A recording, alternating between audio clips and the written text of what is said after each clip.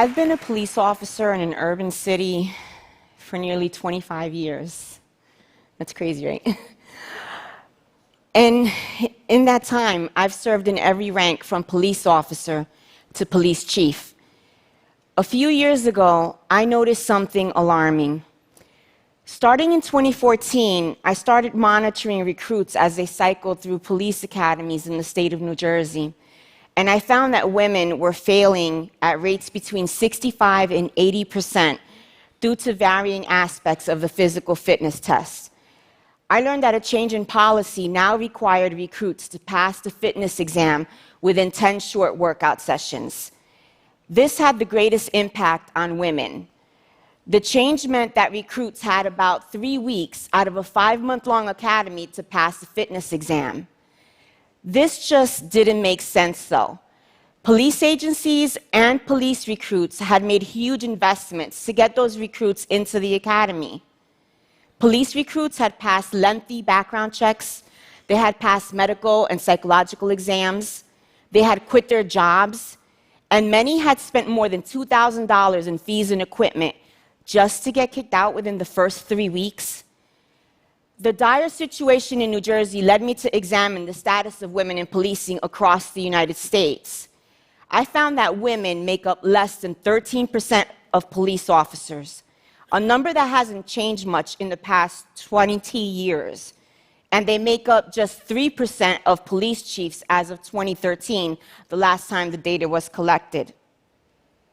We know that we can improve those rates.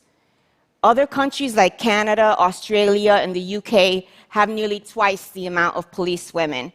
And New Zealand is steadily marching towards their goal of recruit gender parity by 2021.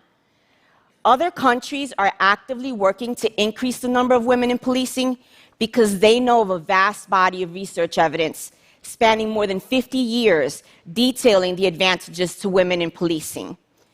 From that research, we know that police women are less likely to use force or to be accused of excessive force. We know that police women are less likely to be named in a lawsuit or a citizen complaint. We know that the mere presence of a policewoman reduces the use of force among other officers. And we know that police women are met with the same rates of force as their male counterparts, and sometimes more, and yet they're more successful in diffusing violent or aggressive behavior overall. So there are vast advantages to women in policing, and we're losing them to arbitrary fitness standards. The problem is, the United States has nearly 18,000 police agencies, 18,000 agencies with wildly varying fitness standards.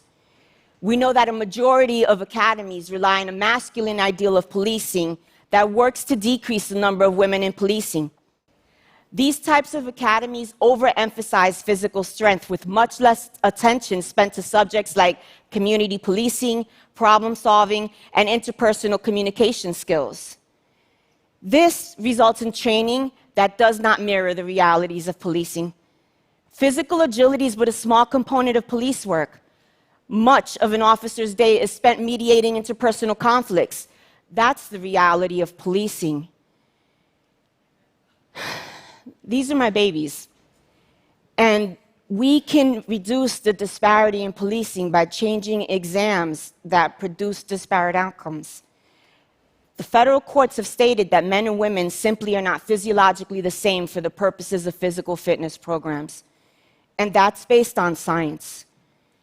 Respected institutions that law enforcement deeply respects, like the FBI, the US Marshal Service, the DEA, and even the US military, they rigorously test fitness programs to ensure they measure fitness without gender disparate outcomes.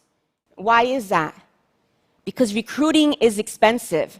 They want to recruit and retain qualified candidates. You know what else the research finds? Well-trained women are as capable as their male counterparts in overall fitness, but more importantly, in how they police. The law enforcement community is admittedly experiencing a recruitment crisis. Yet, if they truly want to increase the number of applicants, they can. We can easily recruit more women and reap all those research benefits by training well-qualified candidates to pass validated, work-related, physiologically based fitness exams as required by Title VII of the Civil Rights Act. We can increase the number of women. We can reduce that gender disparity by simply changing exams that produce disparate outcomes. We have the tools.